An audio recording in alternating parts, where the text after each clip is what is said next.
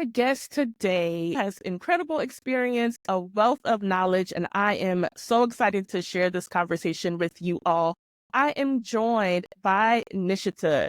With a decade of experience as a sexuality researcher and educator, Nishita, along with her background in neuroscience and genetics, through Pillow Talk with Nixie, provides courses ranging from human sexuality, anthropology, neuroscience, behavioral sciences, psychology, tantra, and biopolitics. Additionally, she's trained as a Reiki Grandmaster and Mandala Art Therapist.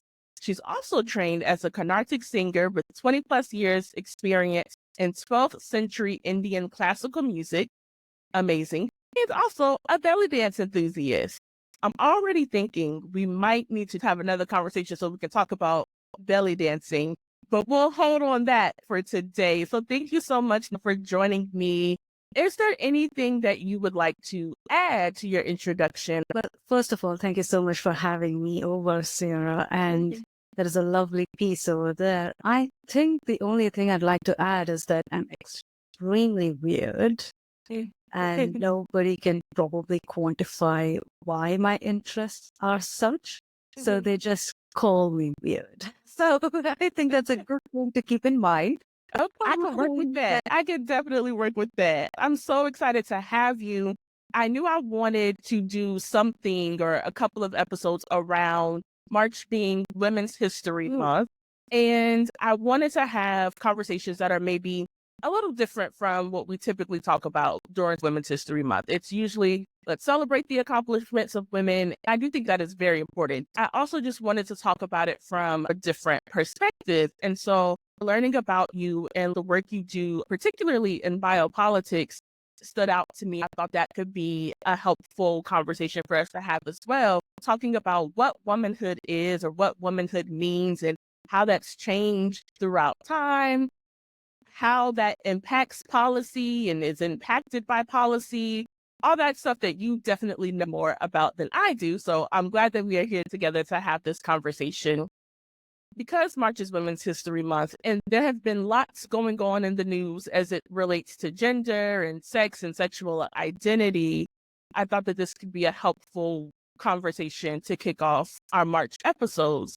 And so can we start with, again, this is an area of your expertise and of your research. Can we start with what does science say about sex versus gender, the nuances that exist between those two, and why those nuances matter? Let's start there. We're diving into the deep end, I guess. Yeah. Yep, we definitely are. We are at least, I would say, shoulder deep right now. So let's look at it this way. Anything that we know about sex and gender comes from philosophers talking about how sex and gender has to be classified. When classifications sort of came out in biology, there wasn't any biologist doing that. The very first account of sex and gender or any sort of classification in general in biology comes from Aristotle. And from there, you have several other philosophers, enthusiasts into phrenology coming into the picture, talking about racism and gender and how, in general, white men should be at the top of the hierarchy.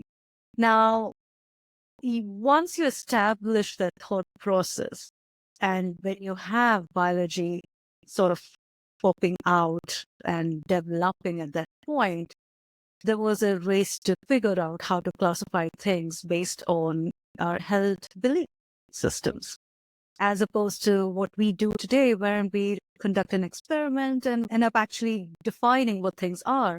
Back then, it was just the opposite. We as a society right now are extremely confused with sex and gender. We as a society have made it into such a political statement that it elicits some amount of responses from the general populace. By that I mean, it becomes very difficult when we talk about this without actually having to look into the actual science of it.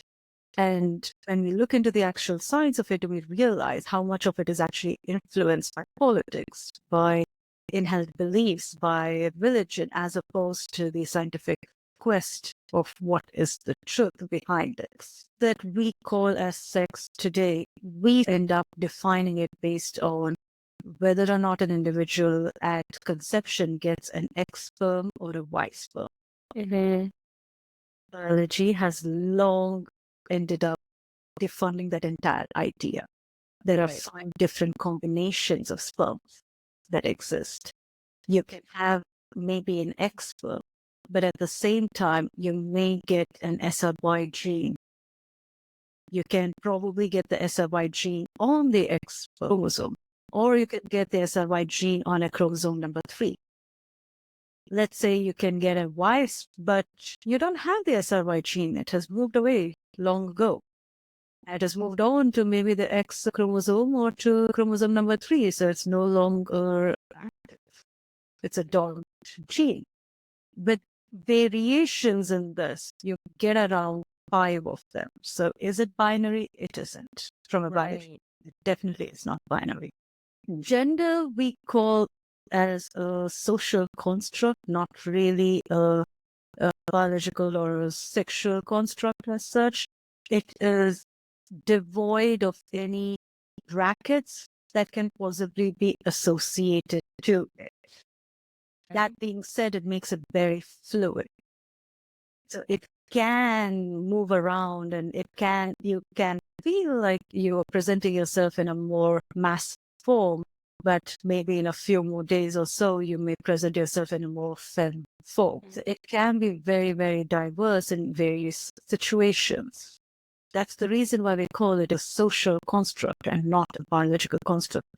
There are studies on how the brain shows up in different sexes and stuff like that, and that we have sexed up the brain completely. Like, this is how a male brain is supposed to be. This is how a female brain is supposed to be.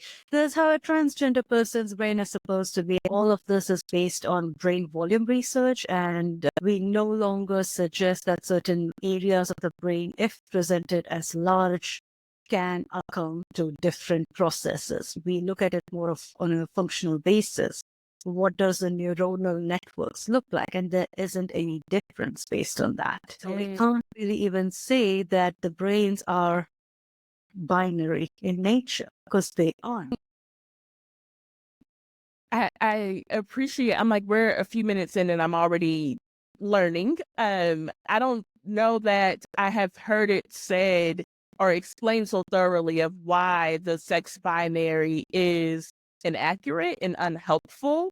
Hearing about the different combinations that can happen. I knew there were other combinations. Like, I knew that that was a thing. I didn't know exactly how many and hadn't thought about it in the full context you just explained. So I appreciate that.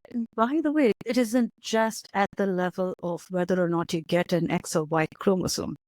Because you still got to look at, when you're transcribing those genes, at that point, is there a protein that comes out of it? It's kind of like you pick up a book. Do you or do you not read and understand what's in that book? Let's say you're able to pick up the book. You don't know English, you can't read the book. Let's say the book is written in English. It's pointless to even pick up the book. Let's say you pick up the book and you're able to read it, but you don't have the critical thinking skills to analyze what's being said or even retain it or apply it to your field. So this, again, very pointless to even pick up the book. I'm using an analogy. It's a very simplified analogy. It's in a similar fashion when you have a set of genes present in front of you. When we talk about the SRY gene, you're talking about a specific type of protein that comes out of it, transcribed into a protein, and when it gets analyzed, when it gets read, it causes several reactions in the body, and lo and behold, the testes and the penis is developing. Let's say that got delayed until the age of 12, which is the case of Guevadosis, which was one of the case studies, where several of the kids were grown up as girls, and at the age of 12, the testes started to descend. Let's say there are signs that are actually working at a differential capacity at that point. Let's say throughout your life, it never really gets read. Then what happens? Then are you a male or a female? The part that science cannot quantify is this area where it's not just nuances that go into it. It's the aspect that these things can't be quantifiable to a degree wherein we can say with certainty that this is how the individual is going to grow up. Because there are so many different factors at play, and we can't predict if all of these factors are going to follow a typical standard pattern. And you were talking about how this conversation has become more political and how our conceptualization of sex and gender rooted in science or in biology, it was rooted in philosophy, it's been rooted in politics. And I wanted to talk about your work in biopolitics and how those things kind of play out in our day-to-day. I want to do my best to make sure that we're giving folks some foundational information and understanding. So can you define what is biopolitics? What do we mean by that term? Or give some examples even. Yeah, I think it was Foucault who ended up actually mentioning biopolitics for the first time, although I don't really prefer mentioning his name or any of his work. He defined biopolitics as a governmental power that operates through management and regulation of populations, bodies, and lives.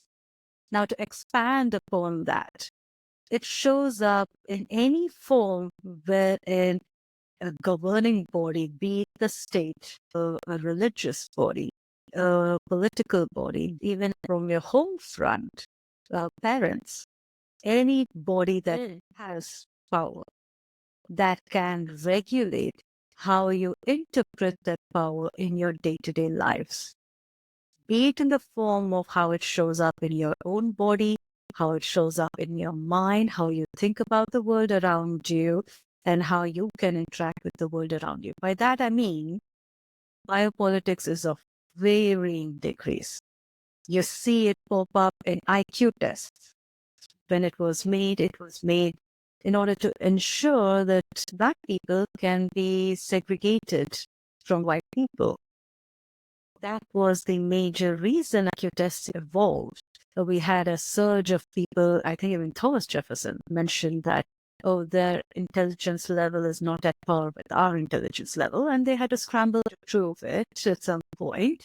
So we had IQs coming to being. When we talk about biopolitics, it shows up in multitudes of places. It can show up in how medicine is taught today by using white male bodies as the default mode. A lot of doctors today still do not know how to view certain diseases on a darker skin tone. So they are constantly misdiagnosing us. We have biopolitics of feelings. What feelings are considered feminine? What feelings are considered masculine? What feelings are considered savage? And what feelings are considered civilized behavior? We have biopolitics coming into health. BMI does not exist. It's created by insurance companies to define whether or not to provide insurance to people who may or may not die quickly. Jargon of research that didn't really make any sense. And we have fat phobia coming in from there. What constitutes as a healthy body type? We have biopolitics of hair. What kind of individual show hair on the body? Can men have long hair? Can women have short hair? Can women have facial hair? Are men allowed to have facial hair? Do any of the genders that we have out there, can they show body hair? In fact, I think it was the army base in Guatemala that was actually studying, not really studying this, the CIA operation that was going on, that they tried to incorporate shaving the heads of the prisoners to make them feel less masculine. That they lost their inherent masculinity because of that. They're being more subservient. They're going to submit more to the gods. There's a whole book out there. We have biopolitics of makeup. What colors can be used? The famous red lip. What sections of societies were allowed to use the red lip? What kind of makeup you apply on your skin, on your face? What does it show about where you are in the societal structure? in the economic structure. We have biopolitics of clothes, the gendered clothes that we have.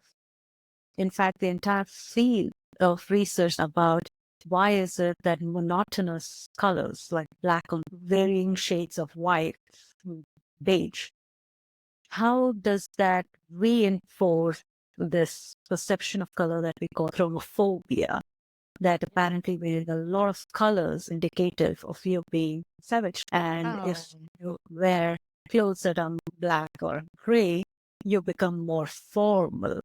You become more civilized. Why is it that we have colors that are specific for formal wear and colors that are specific for casual wear? These biopolitical systems at play. We have brain development where it pops up. Sexuality and gender constructs, reproduction, religion, education. Today we have DEI systems in place. Who gets to study what and how much? That's biopolitics. I appreciate you pointing out that biopolitics can be created or enforced by any sort of governing or authoritative body. It may be the government, the state, religion, parents, family, or culture. The impact is far reaching. It goes down into makeup, hair, and colors of clothing. I hadn't thought about that in terms of biopolitics of colors and how that impacts clothing choices and what's considered formal and casual.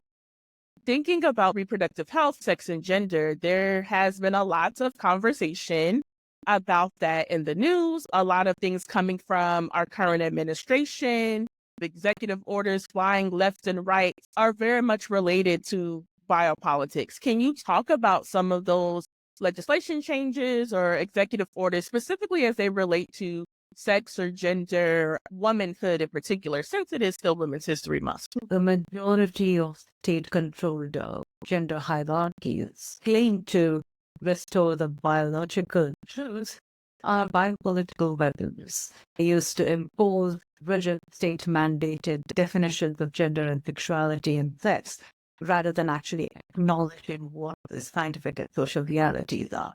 By that, we can see several legal protections being removed for certain marginalized populations, certain exclusions of individuals from public life, public sector, including the employment, healthcare, education, including politics as well. It inscribes a very strict gender identity and a gender binary identity. For example, if we were to go into depth with this, let's take the conversation about restrooms. We really have restroom equity in public spaces. And the short answer being, no, we don't. Reason behind it is being that women were not predominantly seen in public spaces. The restroom equity was not the norm. Building codes employed back in the day that are still active today, with a few exceptions, still go by the belief that we don't have representation in public life for women. Let me ask you a question. When did women in the Senate get access to a restroom near the Senate chamber? You might think 1960s, 1970s, during the equal rights movement or something, but no. 1982, when were women able to access the bathroom near the working area or wherever they're situated at that point? Again, you might think of 1970s, 60s, or 80s. 2011, when did restroom equity, that is, at a given time point, how many men can use its facilities remained at the same amount, or when did restroom equity at a given time point for genders? Never. Yeah, which of course, things like these executive orders don't take that into consideration. They are not, because as you've already said, these things are not always based in science. It's not based in what is happening biologically. It is more so based in the philosophy and the social aspects of these things. Are there other executive orders or other legislation related to the biopolitics of gender or of womanhood that might be helpful for folks to have some insight around? On a similar line, if you talk about workspaces, we often hear women complain that it is very cold. They often have to carry a jacket or a sweater. That's because even your workspace, your offices, function on a temperature decided by the mean temperature used by men's bodies in that space. Women in general require a higher temperature of the environment around them in order to actually function neurologically, biologically, in every aspect as possible, because it's more comfortable for them. But representation of women were very few in numbers in workspaces. The temperature at work is decided by what temperature the workspace is comfortable to men's bodies. Women no longer were refused service at the bar if they were accompanied by a man. In the US, it was 1972. In the UK, 1982. Russia, 1991. Ireland, 2000. Why is that? Women don't go out on their own. They always need permission. A very recent case, and all of this comes under coverture, COVERTURE, or if you call it from a French perspective, you would call it femme covert. And you can also call it a recent case in India was the government asking women to provide an NOC from the husband that says, I have no objection to whatever the woman is doing. And what is she doing? She's changing her name and reverting it back to her maiden name. Apparently, if a woman wants to change her name and revert back to her maiden name, she needs a no objection letter from her husband. Coverture. Everything that is going on out there has, at some level or the other, got to do with biopolitics and how we can weaponize it in order to ensure certain group of individuals are contained and not really present in public spaces. If you look at it, one of your other questions was about how recent executive orders, specifically about DEI, also impact women. So here's a breakdown about DEI. There are several levels at which it goes. One being promoting certain type of racial purity narrative, stating that certain individuals get representation at a public and a political and a social level. You're reinforcing traditional gender norms because DEI programs generally push inclusivity. Even if you are a white woman, you are a DEI hire.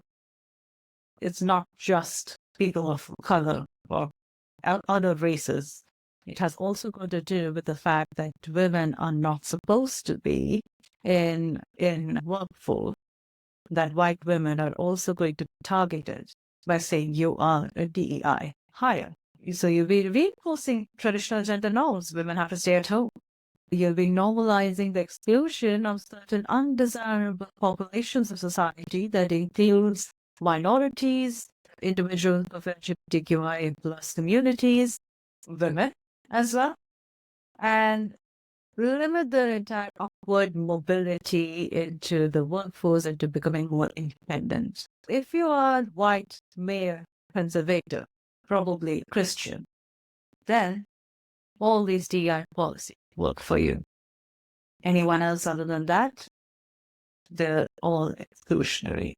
It gets so deep so fast, and it is never just what it seems like on the surface. Thinking about removing, essentially, the attempt to remove women for the workforce and the ripple effect that has, not being able to earn your own money, not being able to provide for yourself financially. We already know historically about women not being able to have bank accounts or open credit cards in their own name, and how that can keep people trapped in unhealthy or unsafe lives or relationships. Here we are, decades later, after supposedly winning that fight, having to possibly fight that again. Even today, we may have allotted a similar X amount of square footage for men and women to use restrooms. But at a given time point, if there are about 6 urinals or 4 urinals in a men's washroom, there is only 1 or 2 cubicles in a woman's washroom.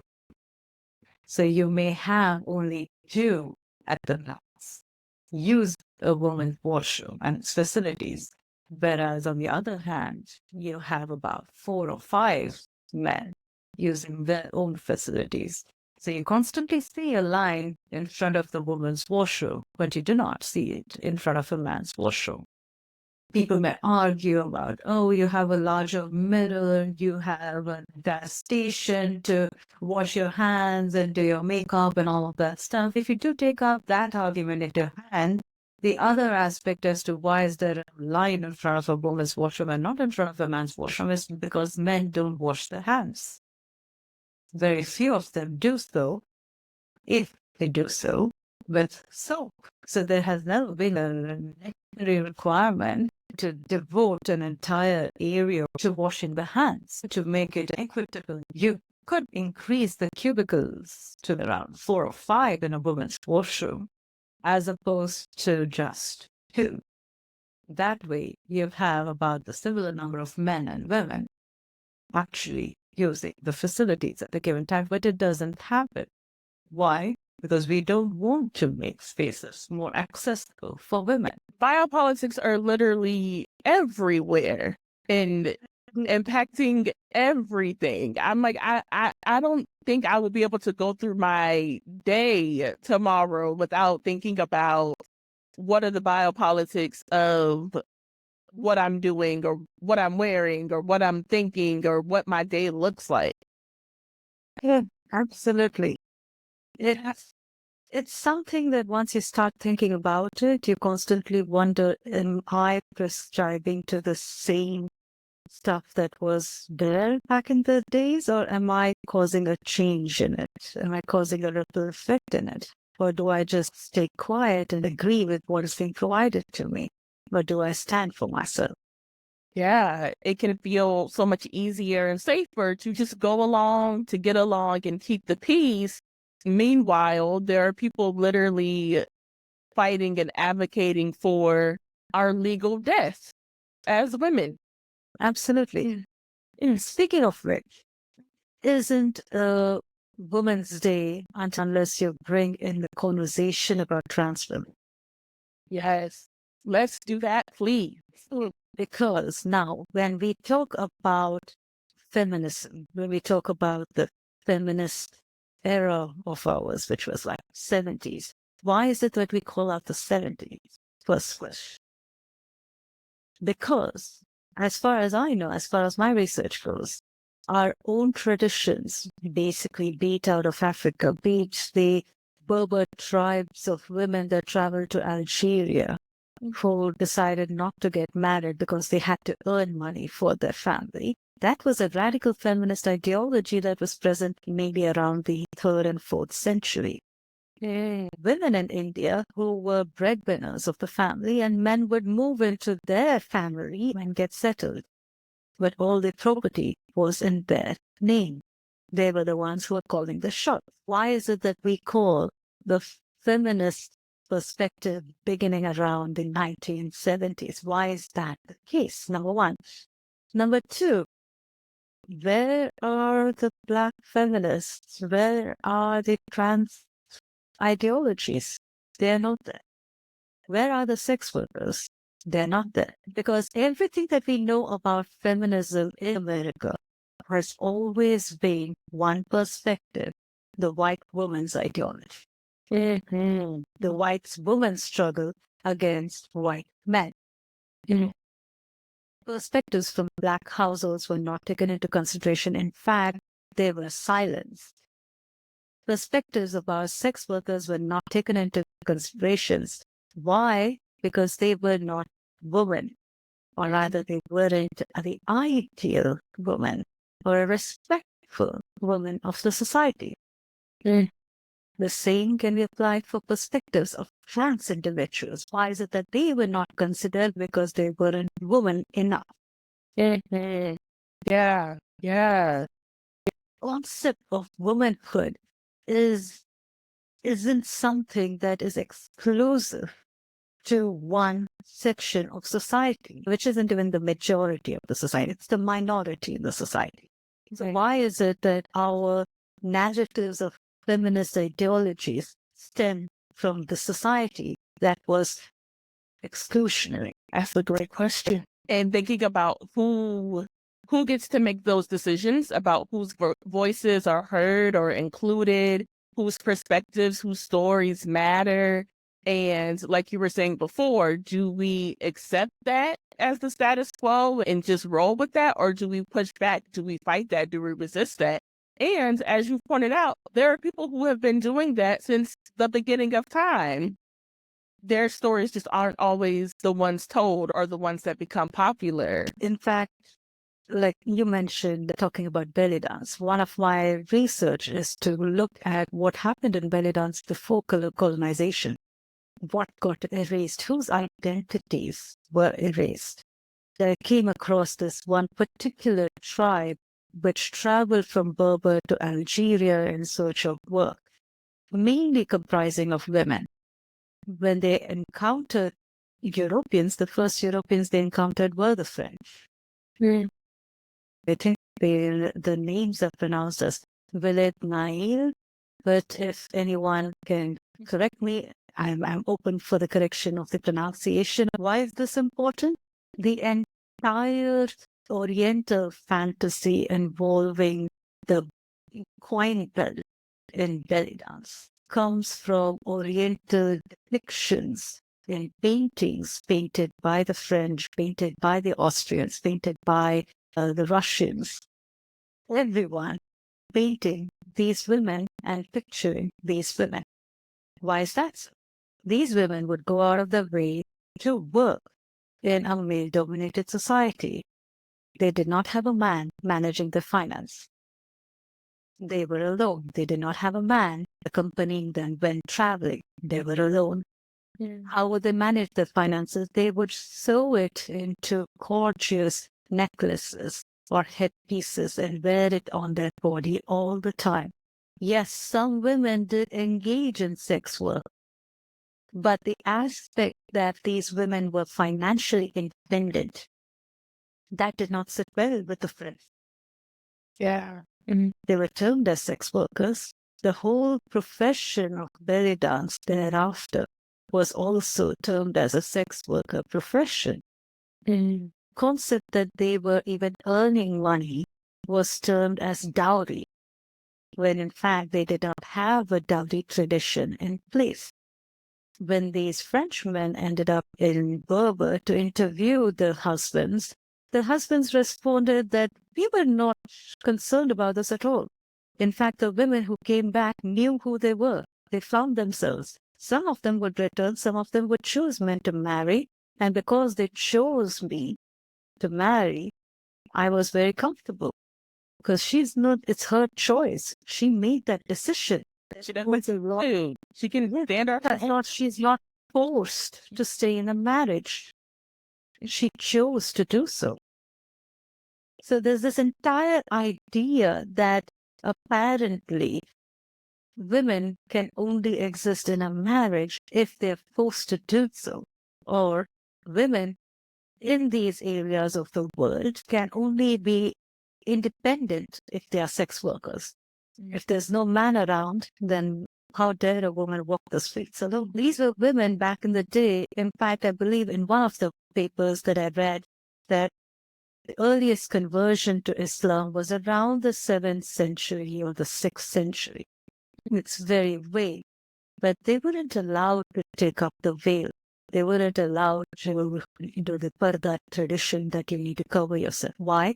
Because they are not kept women. They are independent women. They are not under the protection of a man. They have a choice. We look at these people like that today. No, we don't. We have enforced our values of Victorian morality and ideologies on this entire population. And we have reduced them to a level where everything from the art, from the craft, from the dance, from the music, everything got termed as sexual. And we have brought that back over here. And that's what we think. It's in everything. It's in everything. And you're also speaking a little bit to, like you were saying, the women who weren't the right kinds of women, the typical or stereotypical kinds of women that they were expected to be, and how these labels get cast onto women. Can you share a little bit about that, the different archetypes that exist for women and how those have changed and evolved over time? How we keep hearing this question all the time. What is a woman? I'm going to answer that question. A woman is a societal construct, defined society, to associate it as an identity to individuals who can be confined by societal rules and regulations, who can be reduced to a tool to be used in a toolbox, whose only identity is with respect to the utility that that person can provide in society. Oh, you won't find that definition in any dictionary. No, you will not. It would mean calling out every single classification that we have had for centuries in place to define gender constructs, in order to define racist ideologies, in order to even argue for Orientalism, or to even say colonization was necessary. Everything gets linked to this one idea that this identity was used to define your utility in society, aka how useful are you to the dominant representative of society, the white world.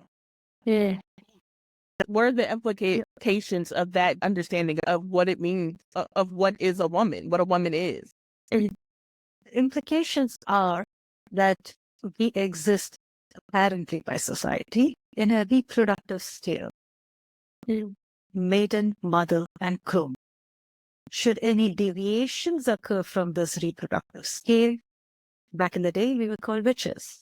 Today we have archetypes with respect to deviations, such as the lesbian or the hag, and multitudes of variations within these archetypes as well.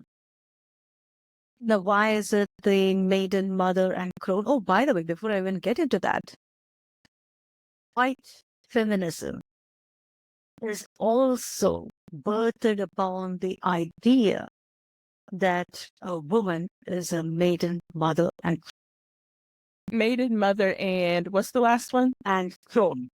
Own. White feminism does not deviate from the patriarchal standards that are imposed upon women. There is a set foundation of how much you can deviate the idealness of womanhood. If you still want to be considered a woman. But it is still within the same boundaries set by patriarchy.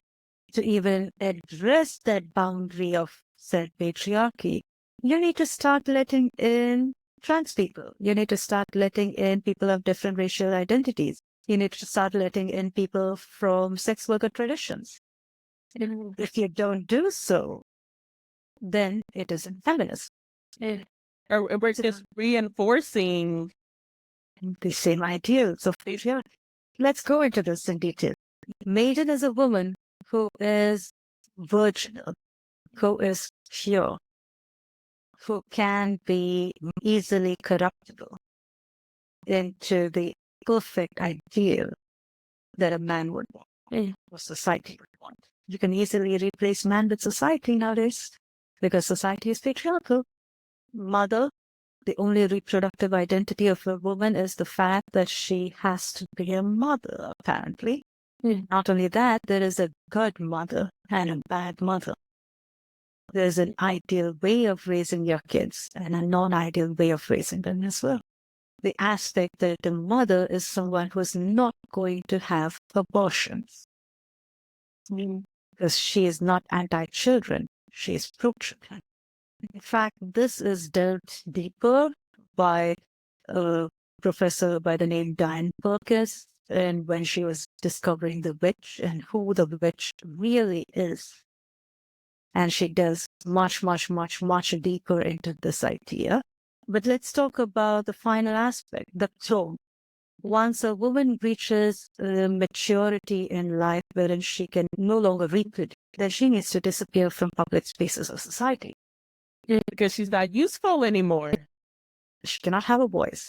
She cannot be politically present in society. She dare not mention anything about her wisdom or anything like that. She's an old woman. The counterparts of those, well, we call it the slut. The woman who is not a virgin. The woman who does not abide by societal rules and regulations of how women are supposed to present themselves in society. Even with respect to what thoughts she can have or not have. That is also defined at a very young age. A woman who's a lesbian is a woman who chooses not to believe or not to engage in any concept that we classify as heteronormative. So she is not prescribing to the ideal concept of marriage and having 2 kids. But in that case, she could or could not be a mother too. But those children are not normal in the society. Then we have the hag. The hag is a woman who, by witchy standards, was women who are around 60 plus. And these were women who were most often hung during the witch trials.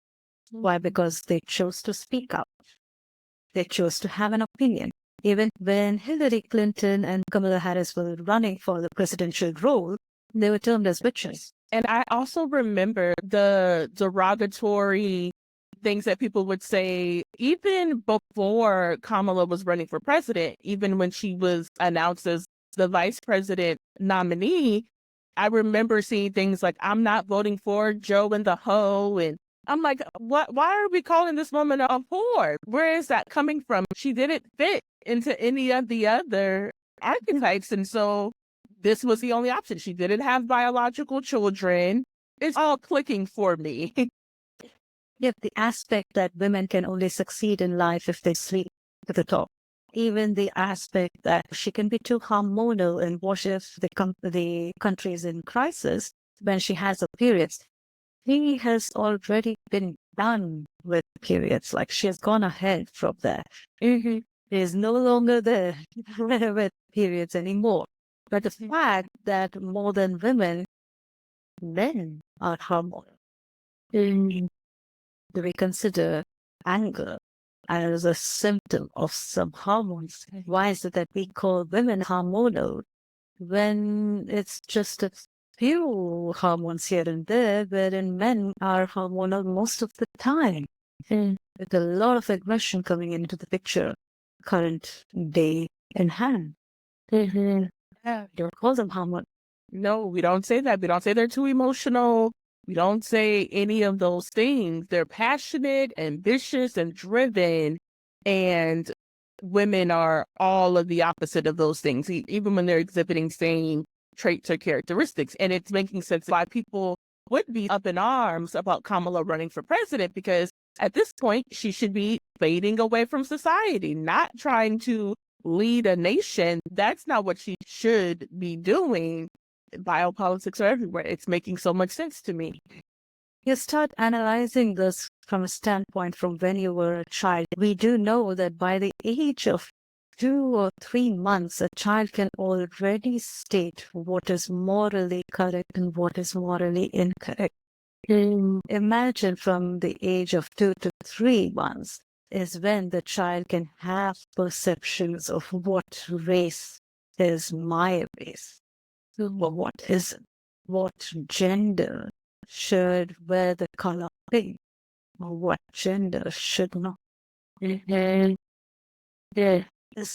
Or who should play with what toys? That is played out at a very young age, and it takes forever for people to get to a point where they can challenge the script and say, you know what, this doesn't make sense for me.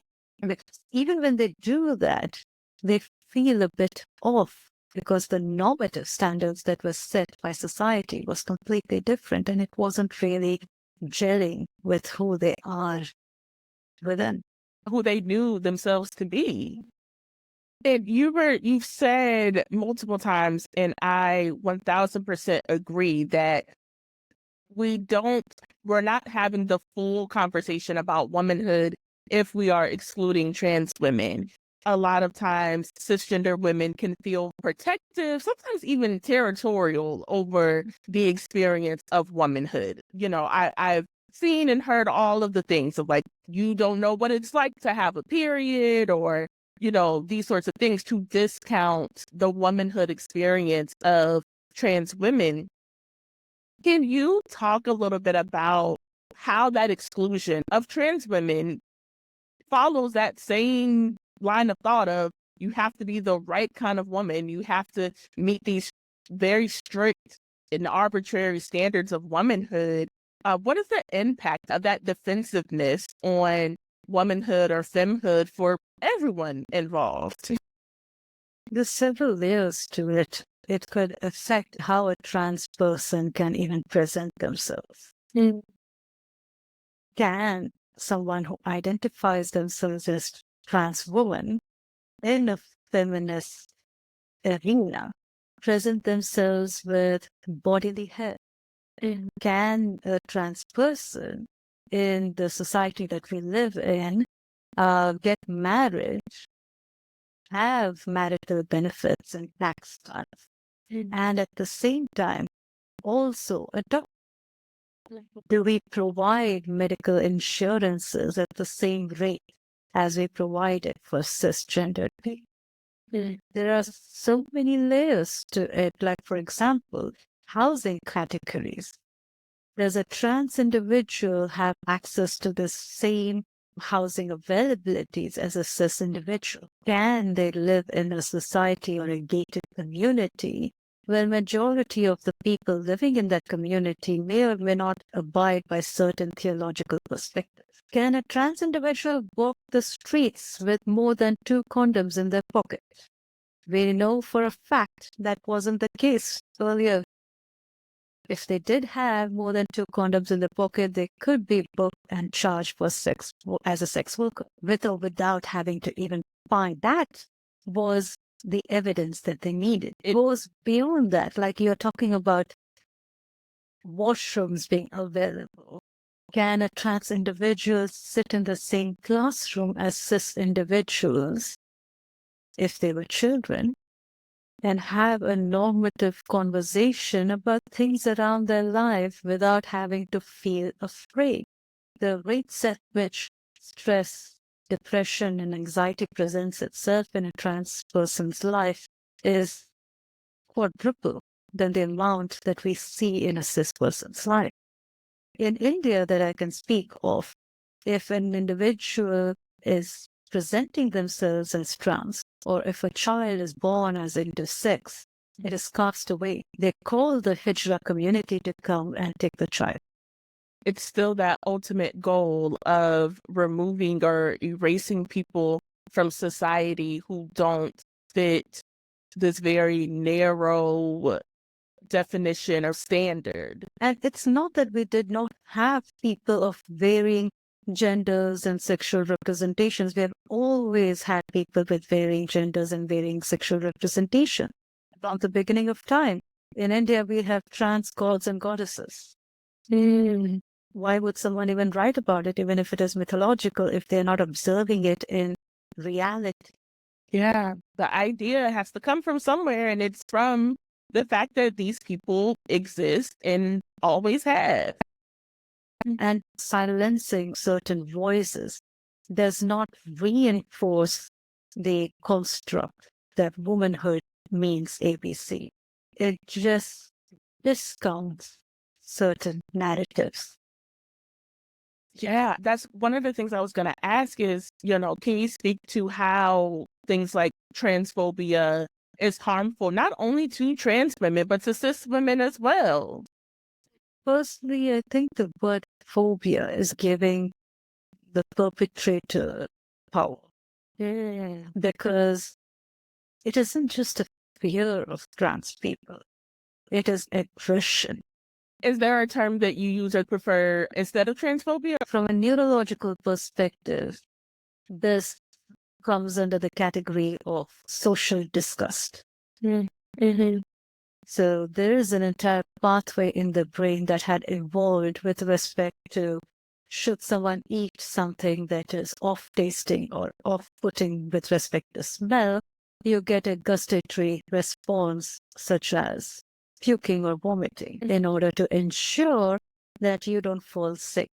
Today, humans have developed the same pathway, but instead of things that can be life-threatening, threats that can be life-threatening, are now social threats, bound by social threads of society. Mm-hmm.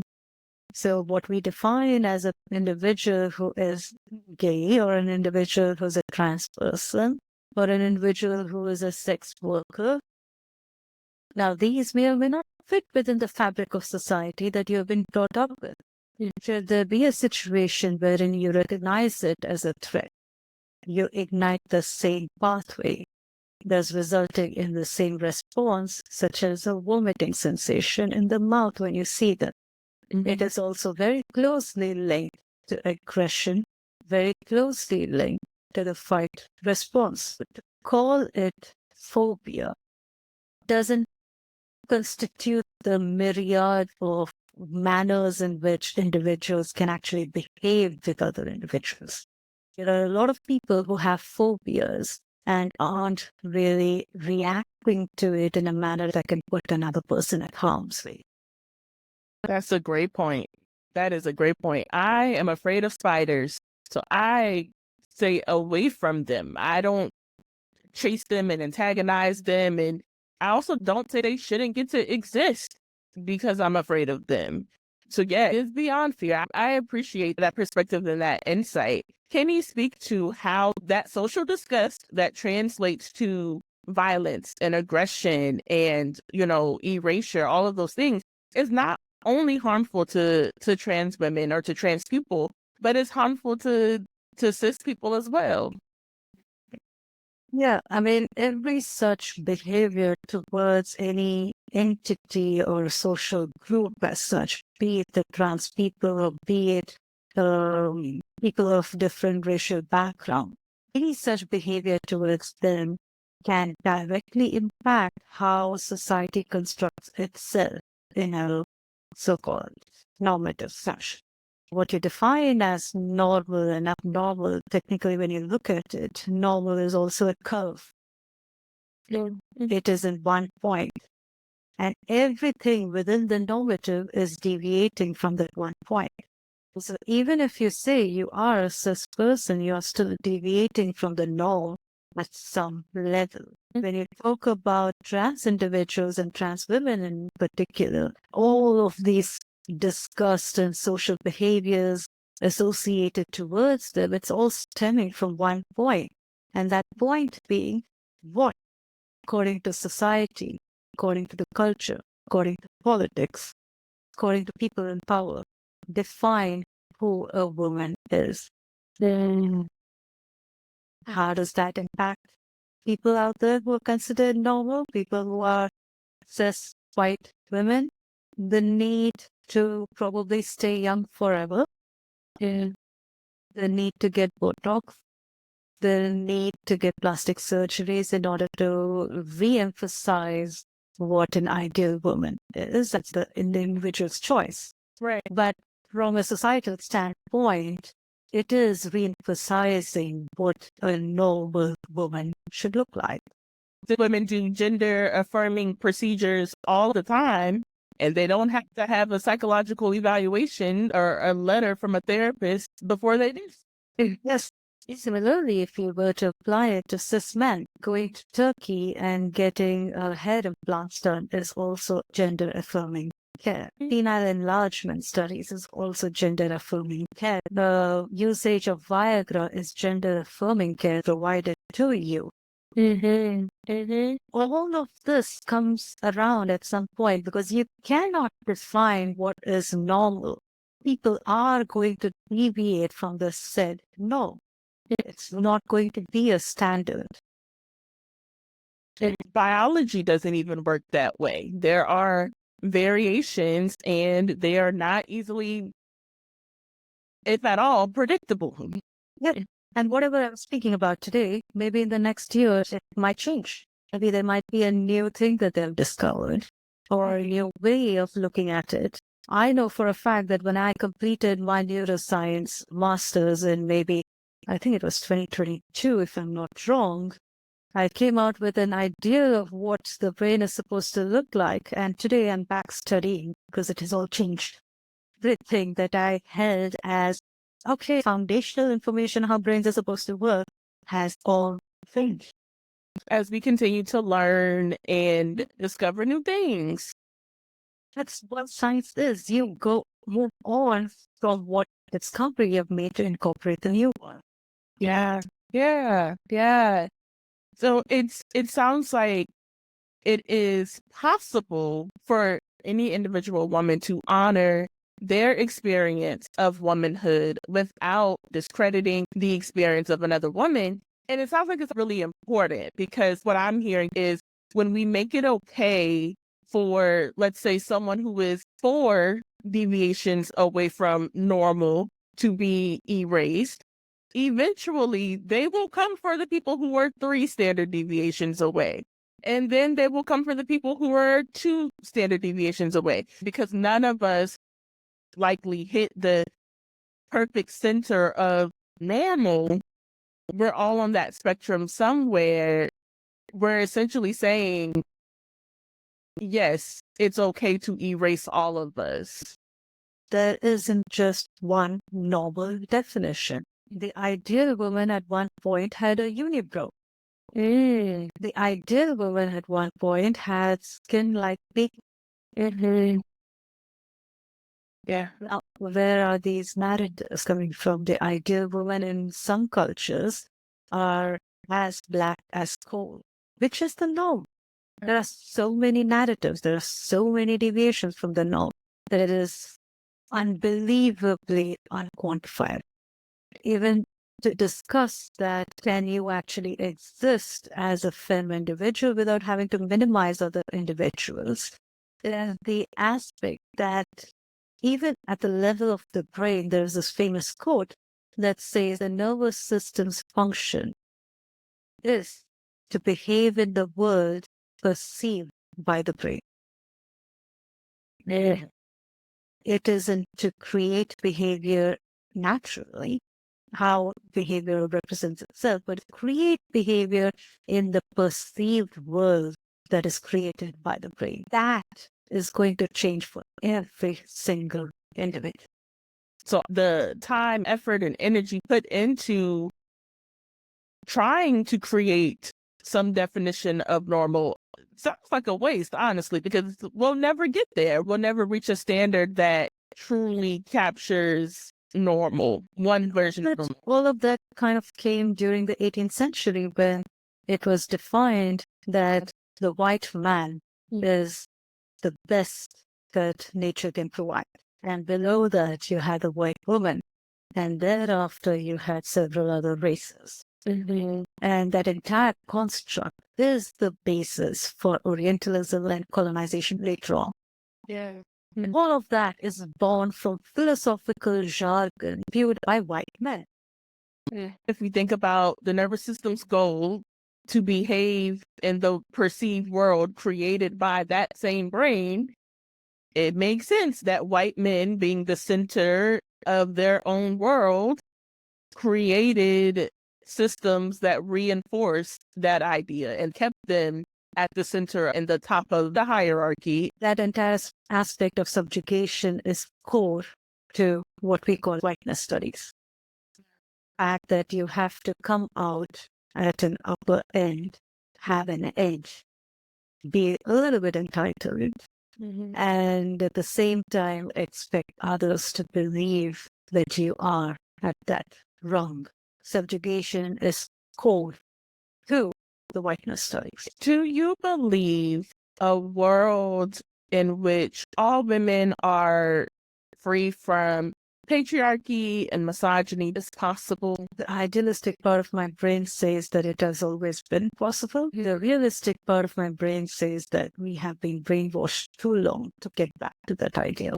I was going to ask what it takes to get there besides a time machine. I think we need a lot of cultural revolution to occur because systems in place such as capitalism does not really work, keeping the fem narrative in mind.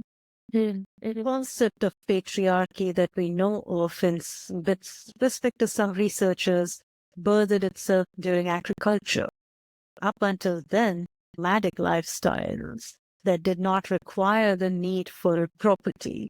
But up until agriculture was born, you could just be free. But once agriculture was born, you started to define what boundary is, what land belongs to you, what animals belong to you, what plants belong to you, the people on that land belong to you, and people including women and children. So to go to a point where none of this applies, you got to dismantle everything that we got used to. That being things like, well, is marriage a patriarchal construct? If it is, where do we start dismantling it? If it is the relationship ladder that ends in having children and then grandchildren, is that part of the patriarchal construct? If yes, how do we dismantle it? And everything involves a sort of energy differential because every individual can perceive it in a different manner and their needs can be very different. For some individuals, cutting off from society completely solves the situation to return to the feral femme state. For some individuals, it is to constantly fight with the systems in place, to be at the forefront of the war. So it is going to take a lot of courage to question every single thing that we hold dear. Which is why I can understand why the realistic part of you says, I don't know if we ever get there. I don't know if we ever see that world, because it would have to be such a huge collective unlearning and undoing. I also want to believe that it is possible and believe that it could happen. And I think I share some of those same doubts about it at the same time. Yeah. We live in a collective society. We have globalization in place, which prevents ideals from emerging that aren't of popular narrative. And right now, the patriarchal narrative is the popular narrative. Yeah. So even if we do achieve something like this in some countries or some states or some villages, how long can that system stay in place? We do need that time machine, basically. We got to go back to the beginning. And that's also something that we don't know because it's been hypothesized that, yes, agriculture could have been the thing. But we don't know that for a fact. Anything before that, we don't know. Yeah. I have learned so much in this conversation, and I have so much more that I want to follow up on from things you shared. Are there any last thoughts or pieces of wisdom that you want to leave our audience with? If they don't take anything else from this conversation, what do you want them to walk away with? Never stop questioning. If you're listening to me, don't take everything that I have told you to heart. Question me. Argue with me. Argue with every single point that I have mentioned. What we are lacking today is critical. I welcome you to open up the browser, search for research articles, make your own point forward. Don't believe anything anyone just blindly says. Whatever I have said today might be influenced by my own perceptions, my own understanding of what's out. You may have a different perspective. Mention it. Talk about it. Have conversations, have arguments. We are lacking arguments these days. Those were the days when we could have a good, healthy debate. Where are the debates today? Yeah. Thank you so much for that. I, in preparation for our conversation, asked you about resources that you would recommend for folks who want to learn more about biopolitics. You gave me 12 Instagram accounts and 30 book recommendations. I am not going to ask you to repeat all of those. I will put them in the notes so that folks can find those resources, look them up. Like I told you before we started, you've added some things to my reading list, which love that. I'm always looking for a new book, always looking to learn something new. I will list every single recommendation or resource you have given me. That could be a great place for people to start with questioning, challenging, and exploring these things for themselves, because I know folks will want to know. Can you share how folks can reach you or connect with you and the work that you're doing? Absolutely. My website is the one stop for everything, be it from education, be it from the standpoint of research, be it even having to contact me for anything related to trauma healing. I have also started interviewing sex ed professionals, specifically individuals from the BIPOC lens and how they bring in their perspective. That is also available on the website. You have the Inclusive Sex Studies Initiative that talks about everything from a neural narrative to femme sculpture to chronotantric expeditions and finally biopolitical inquiry. You also have the Curious Research Cortex that delves much, much deeper into anthropological questions, into neuroscience, into what we call sexual and gender constructs today. I also have the Late Night Liaisons show wherein I'm interviewing sex ed professionals from the BIPOC lens. We also have the Soul Sync Sanctuary, which blends the Western philosophy with the Eastern philosophy and making sure that we can have an integrated approach to psychotherapy. We also have the South Asian Sexuality Professionals Alliance, where people from the South Asian background who are sex professionals can gather and create the first South Asian specific sex education curriculum. Wow. So we have a lot of things going on, and the one website for that is pillowtalkwithnixie.com. You can always reach me at Instagram at pillowtalkwithnixie. You can always email me at nixie@pillowtalkwithnixie.com. Perfect. Thank you so much. And I will make sure all of that is in the notes to make it easy for folks to access and connect with you. I will absolutely continue following your work and all of the amazing, important things that you are doing. Thank you so much for your voice and your contribution to this work. You have educated and enlightened me so much just in this conversation, and definitely piqued my interest to learn and explore more. And I'm sure I'm not the only one who feels that way. I'm sure there are other listeners who feel that way as well. So thank you so much. Make sure that you connect with Nishita and her work and everything that she has going on. So many amazing things. Thank you for your time and your education today. Thank you, Sarah, for giving me this opportunity to speak and for having me over. Thank you. Yes. Until next time, because I don't think this will be the last time we chat. Absolutely. I'm always available. Great. Thank you for tuning in to From the Heart Side Out, hosted by Cee The Sex Lady, produced by Christine Johnson of Pure Pod Vibes, and music by Rico the Artist.